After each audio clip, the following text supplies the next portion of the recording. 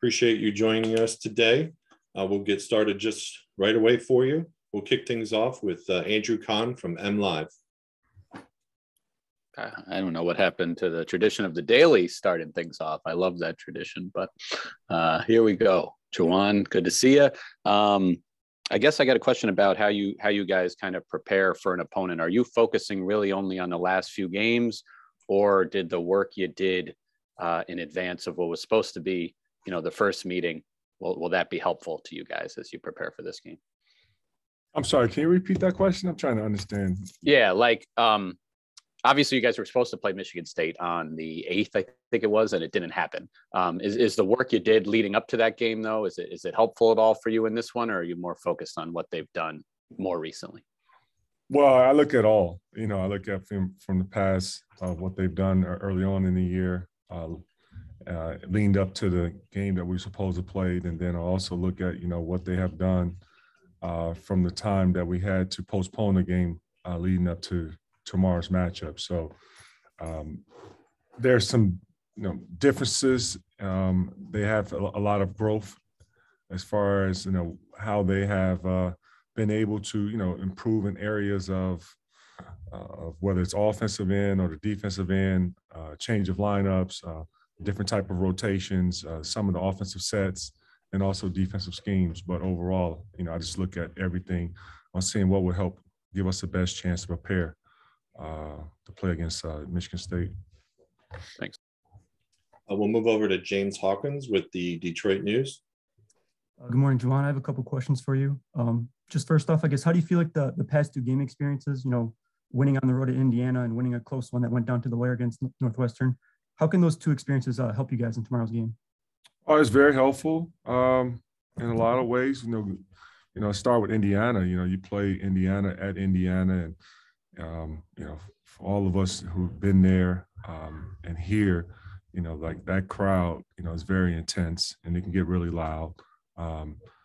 It's a great historic place to play in. Also can at the same time be intimidating, but I love how our guys handle that type of environment, just staying locked in the moment.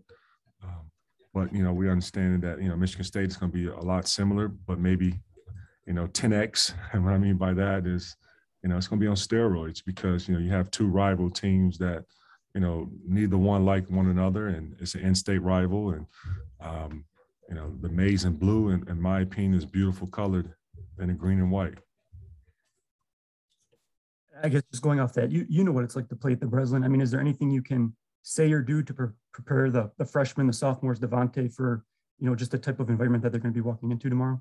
We've had those talks, and they understand the magnitude of it. They're going to experience it tomorrow for sure. Next, head over to Nick Stoll from the Michigan Daily. Michigan State is a team that, has 8 players averaging over 6 points. Can you talk about how hard it can be to game plan defensively against a team with such a balanced offensive attack? Well, they do have a deep team that's well coached, and they have a team that play with a lot of toughness. They also have scoring that can come from different areas, but it's something that we faced this year. It's not our first time. Looking forward, that's a part of the Big Ten basketball, with pretty much, a lot of teams in the Big Ten, they're very skilled, and, they have, a deep rosters, and, some teams go with 8-man rotation, some teams go with a 9-man rotation, but, this is not anything new that we're going to experience. We'll head back to Andrew from MLive. Yeah, I guess speaking of the Big Ten, I know the entire league is competitive, but given Michigan State's place in the standings and their national ranking, I guess, do you feel this game in particular can be kind of a measuring stick for your team to see where you're at? Every game is a very a competitive game, and Big Ten is, like you said, a very competitive schedule, and Michigan State is one of the top teams in the country, and it's no surprise to me. And I said it before. They're a very talented group with a well-coached team, and so that's that.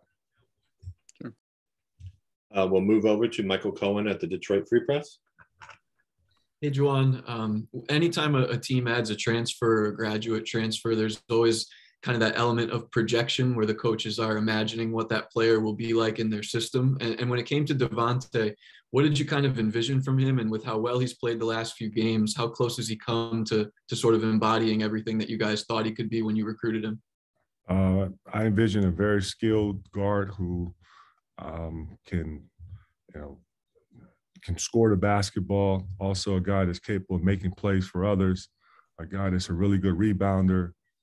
Also, a player on the defensive end, very heavy on how he's able to be disruptive by being active around and off the ball and on the ball. So that's the type of guy I looked at when I watched on film, and I did my homework and calling others who have coached him, and also folks that knows him. And so what we've got is a special player that his first year trying to learn the system, and it takes time. And I love his attitude, his work ethic, and the character that he's shown throughout the year so far. And I just see Devontae has been getting better and better game and game. Thank you. We'll move to John Nio of the Detroit News. Hey, Juwan, I just wonder what's the learning curve like for a guy like Musa in particular when it comes to playing without fouling?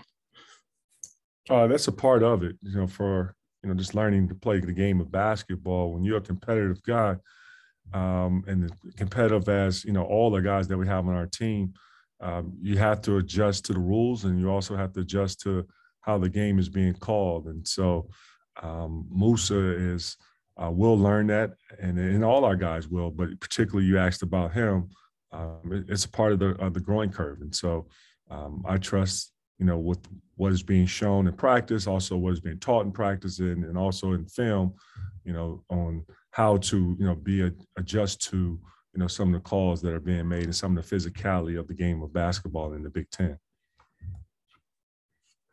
We'll slide over to Jennifer Hammond with Fox 2 TV.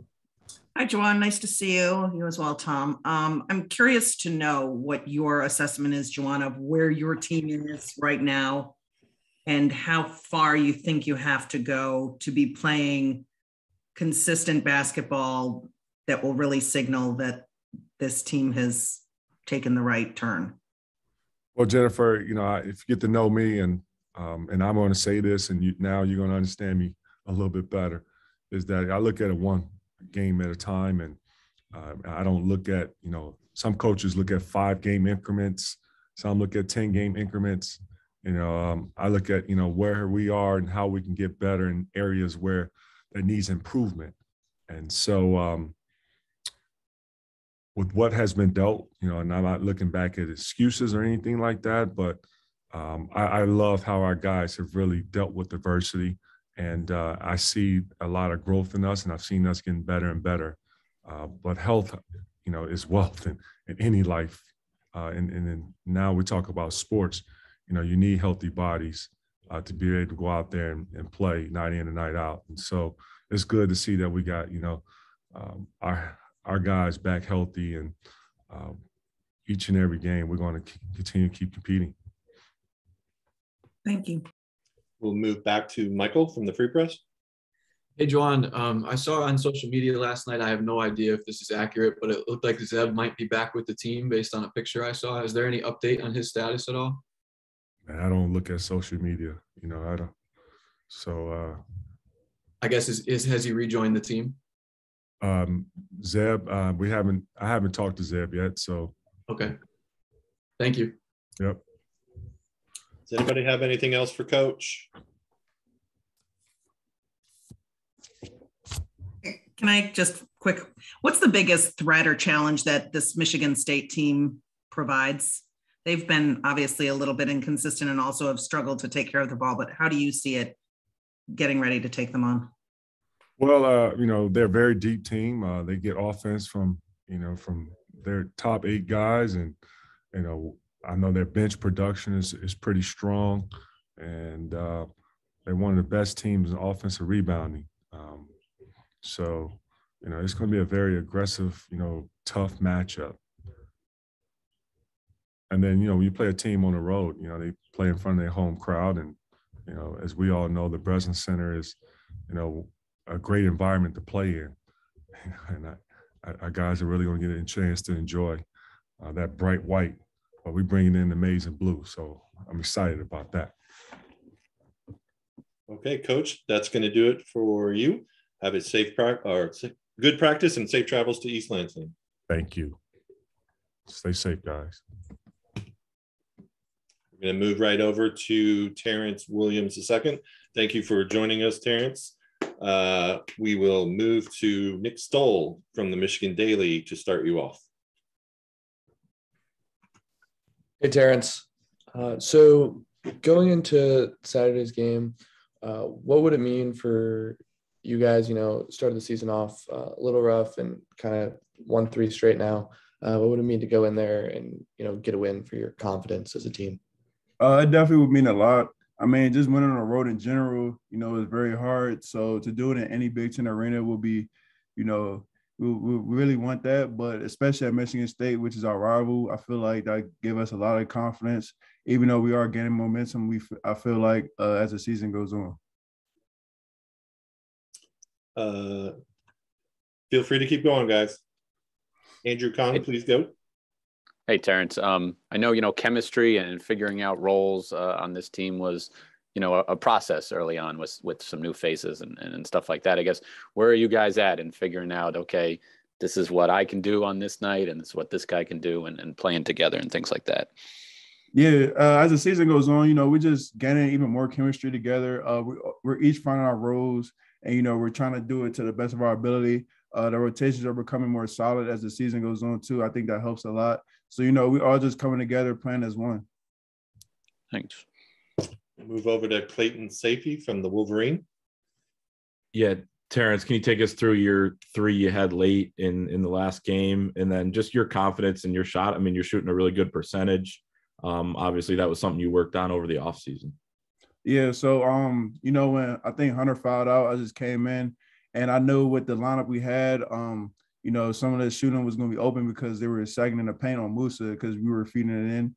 So, DJ passed him in the first one. I should have took that one, but I didn't.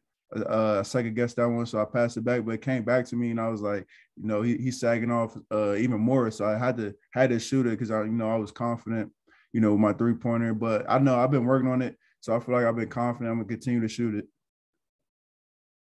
We'll move over to Jennifer Hammond with Fox 2 Television.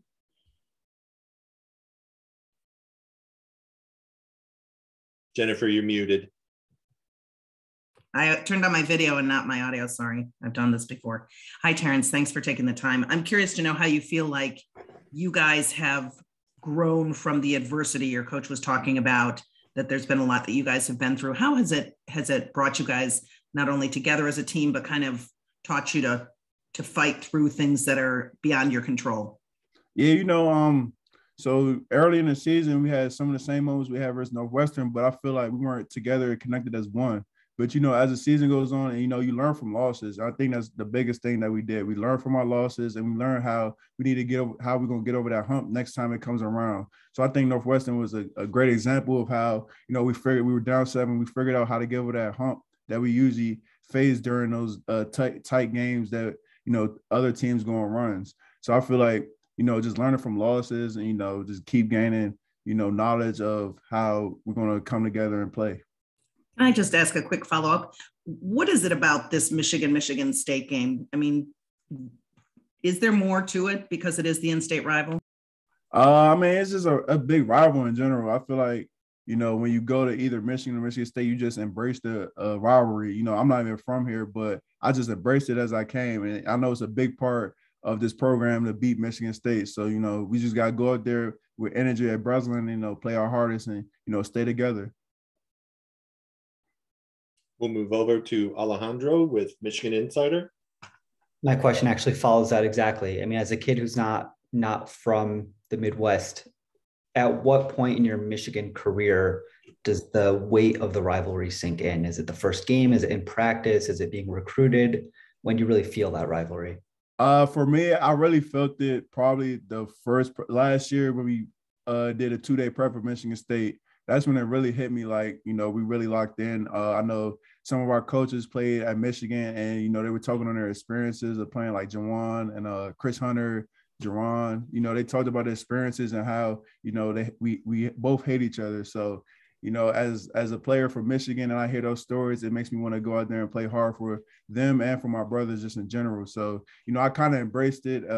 It hit me probably, like I said, the 2-day prep last year before we played them. We'll stay with the Michigan Insider with Zach Shaw. Hey, Terrance. Juwan talked a couple times about the crowd. I'm just curious. I mean, none of the freshmen or sophomores have played in front of the Breslin Center crowd. What has been said about what to expect on Saturday? Just a loud environment. You know, I think they're gonna do a whiteout. I'm assuming so. Just, you know, seeing a sea of white. I guess the energy in the building is gonna be high because it's a rivalry game. That's really all I would say. Really, we just gotta stay connected. You know, because it does get loud in there when they go on runs or just in general. So, you know, just gotta stay connected. You know, yell out calls and stuff like that. We'll move over to Michael Cohen from the Free Press.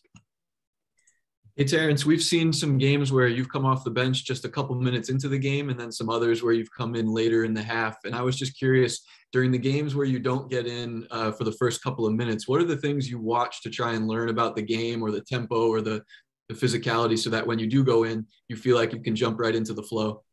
Yeah, you just said it. You know, I just spectate, you know, at what's going on, what I need to bring off the bench, whether it's physicality, whether it's rebounding, defensive, whether it's offense, like shooting, creating, stuff like that. You know, I just sit there and watch and observe, and I just stay ready for when Juwan calls my name. I could come in and produce however I need to and whatever I need to do to bring that energy off the bench.